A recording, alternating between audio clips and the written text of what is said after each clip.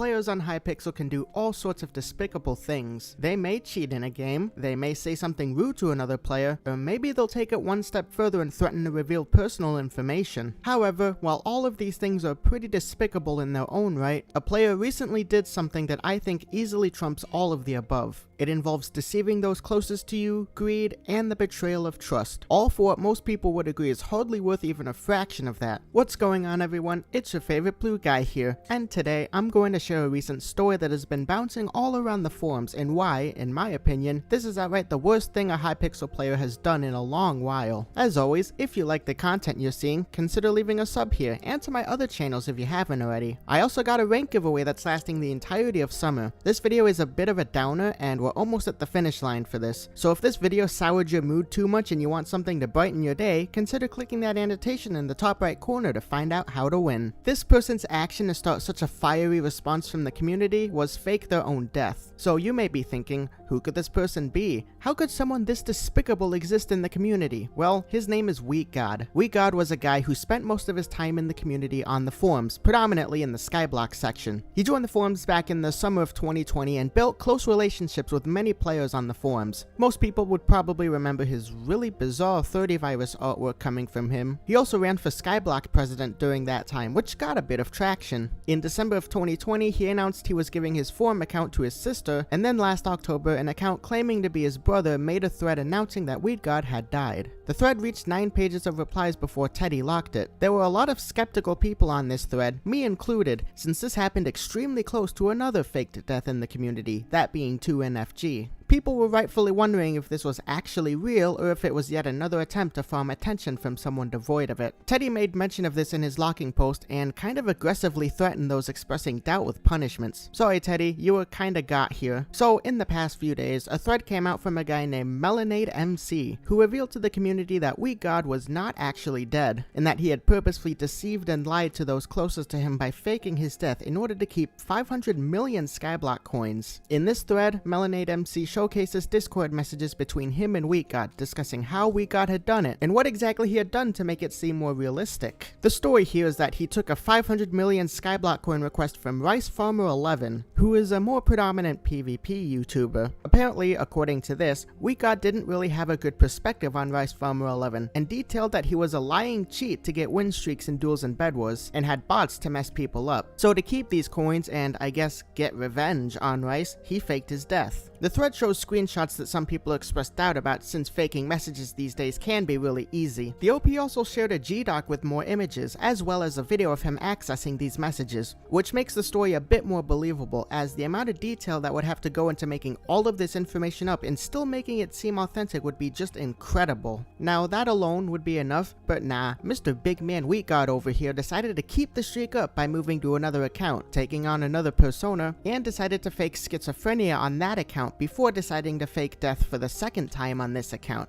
according to a post by Pigsty, who was good friends with Wheatgod. Now, there's a lot that can be said about how I feel about someone doing this type of thing, but I feel like this is the best way to express it. Hold on to your hats, guys. Okay, that anger is out of the system. I'm gonna cut the music now. Yo, blue guy, you can go home early. Your work's done for the day. I'll see you tomorrow, man.